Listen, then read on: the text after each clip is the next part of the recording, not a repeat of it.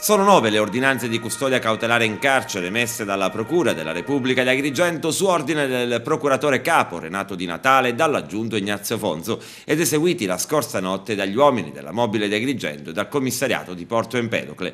Tutti gli arrestati sono accusati a vario titolo di spaccio di droga, detenzione di armi, rapine e un tentato omicidio. Fermati Francesco Tarantino, inteso Paolo, 27 anni, di Porto Empedocle, Giancarlo Buti, inteso Pisellino, 25 anni, Empedoclino, Giuseppe Romeo, 21 anni, anch'egli di Porto Empedocle, Salvatore Lombardo, 25 anni, Paolo Mendola, 35 anni, di Agrigento ma residente nella città marinara, James Burgio, 21 anni, Carmelo Burgio, inteso Flavio, 23 anni, entrambi di Porto Empedocle, così come di Porto Empedocle Stefano Albanese, inteso Il Grosso, 35 anni, e Gaetano Massei, 24 anni, di Palermo.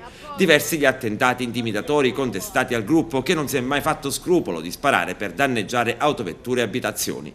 Tra i fatti contestati, in particolare a Tarantino, Romeo e Buti, l'incendio a 2 furgoni isotermici Fiat Daily Iveco appartenenti al libertino Vasile Cozzo. I 3 inoltre avrebbero detenuto illegalmente armi da sparo, in particolare una rivoltella calibro 38. Inoltre lo stesso Tarantino, con Romeo e Francesco Capizzi, sono accusati di avere distrutto un'abitazione di campagna ubicata in contrada Cicero, sempre di proprietà di libertino Vasile Cozzo. Francesco Capizzi è stato inoltre pizzicato a bordo di un'autovettura con una pistola calibro 9 munita con tanto di silenziatore. Sempre Tarantino e Romeo sono accusati di avere sparato alla saracinesca di un magazzino di proprietà della ditta Antonio e Salvatore Milioti, che custodivano all'interno dell'immobile mezzi meccanici.